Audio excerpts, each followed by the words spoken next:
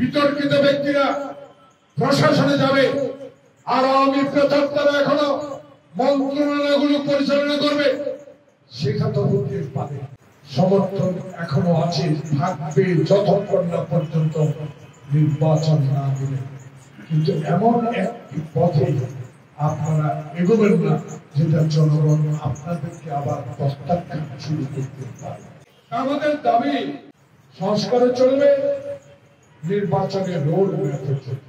কলকাতা বিশ্বের সবচেয়ে গণতান্ত্রিক দেশ আমেরিকা, তার প্রেসিডেন্ট নির্বাচনের পরের দিনে হুট করে একটা আওয়াজ বেড়ে পড়ল, ট্রাম্পের ছবি নিয়ে তোমরা রাস্তায় নামো, ট্রাম্পের উপর আঘাত আসলে, ছবিতে আঘাত আসলে আমরা এটা বিশ্বের দরবারে ট্রাম্পের কাছে তুলে দেবো, তাহলে বিরোধ সরকার থাকবে।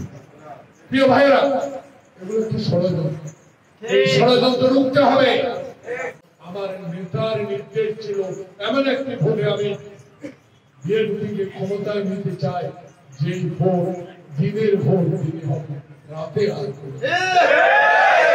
বিতর্কিত ব্যক্তিরা প্রশাসনে যাবে আর আওয়ামী প্রচারকরা এখনো মন্ত্রণালয়গুলো পরিচালনা করবে, সেটা তো হতে পারে। সে বিষয়টা আপনাদের স্পষ্ট করতে হবে। আমরা তো আপনাদেরকে সমর্থন দিয়ে এসেছি, সমর্থন এখনো আছে, থাকবে যতক্ষণ না পর্যন্ত নির্বাচন না দিলে। কিন্তু এমন একটি পথে আপনারা এগোবেন না যেটা জনগণ আপনাদেরকে আবার প্রত্যাখ্যান শুরু করতে পারে। আমাদের দাবি সংস্কারে চলবে, নির্বাচনে রোড ম্যাপে চলবে। নির্বাচন তো দিতেই হবে, সংস্কার করেন, এমন সংস্কার হাতে নেবেন না যেটা জনপ্রতিনিধিরা করবে, সেমন সংস্কারে হাত দেওয়া উচিত। তাই নির্বাচন চাই, নির্বাচনের দিনক্ষণ চাই, নির্বাচনের প্রস্তুতি চাই, নির্বাচন কমিশন গঠন চাই, সংস্কারও চাই, নির্বাচনও চাই।